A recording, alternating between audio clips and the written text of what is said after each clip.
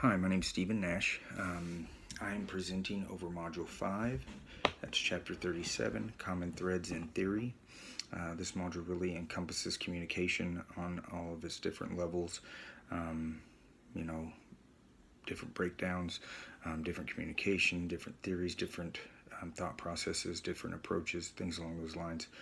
Specifically, I will be focusing on shared meaning, narrative, and conflict from Chapter 37.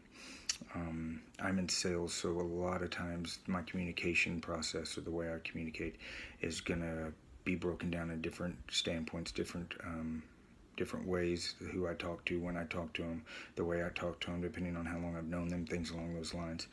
And so the three I'm going to focus on, like I said, are shared meaning, narrative, and conflict. First would be shared meaning. At the beginning of the chapter, or the beginning of the section, it says, our communication is successful to the extent that we share a common interpretation of the signs we use. Me, especially in sales, the verbal and nonverbal signs, what I'm trying to communicate, are the signs I'm using. For instance, let's say I'm talking to a builder or a homeowner. I'm going to talk to them in two different ways. So I'm going to communicate, or the interpretation that I want them to get.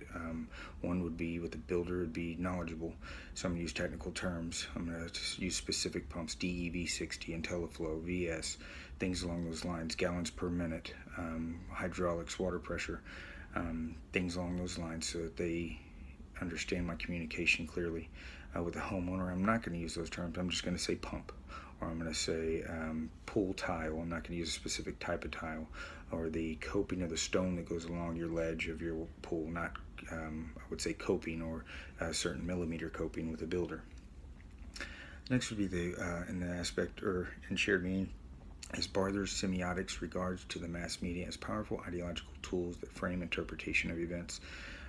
They mold, they show you what they want you to see, and in doing so, they're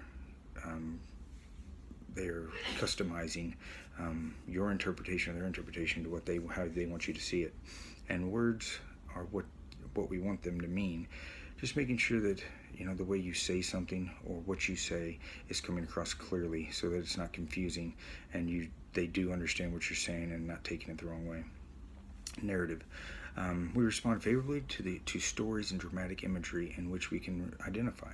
Me in sales, when I want to sell somebody on something, a lot of times I'll use a story and compare it to another builder, and say, I see what you're saying, but I had a builder from so-and-so city, or so-and-so builder, and when they tried this, and this happened. So I'm painting a picture, I'm telling them a story that they can relate to, so that it resonates with them.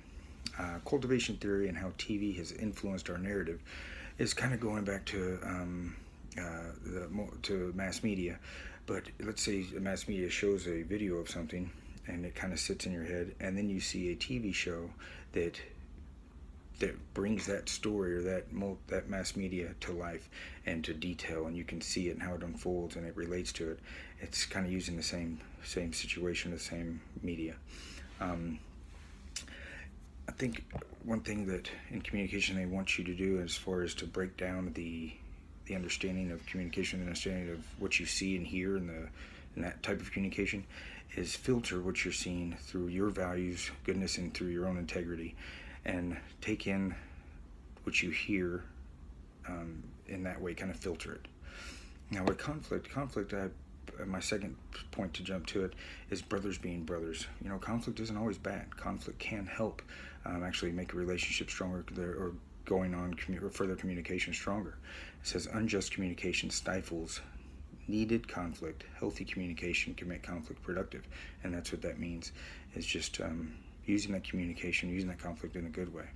So in conclusion, my focus from Chapter 37 is in 3 steps, and they go in order. You need to understand who you're talking to, and consider what they are understanding or meaning are. Use stories for description, or paint a picture. Conflict is not always a bad thing. Just make sure it doesn't go too deep. Thank you.